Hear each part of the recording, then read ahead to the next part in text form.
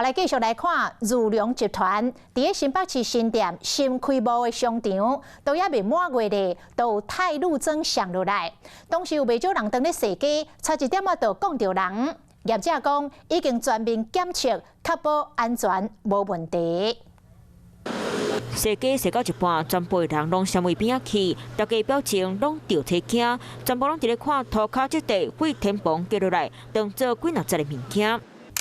当时当伫咧踅街，一对男女朋友先听到砰一声足大声，涂骹佫会小可震动，往后面看，楼顶壁边的一块砖仔角，当咧跌落来涂骹，当做几若块。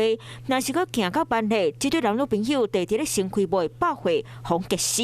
砖头掉下来就代表一定是当初在施工的过程中，一定有人没有收拾好，才变成这个样子。那我可能下次不敢来，为什么？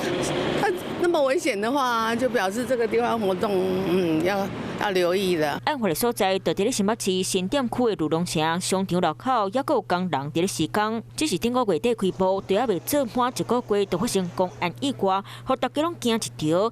如龙集团讲，地下1楼到地面4楼是芯片集团咧经营，业者嘛来简单回应。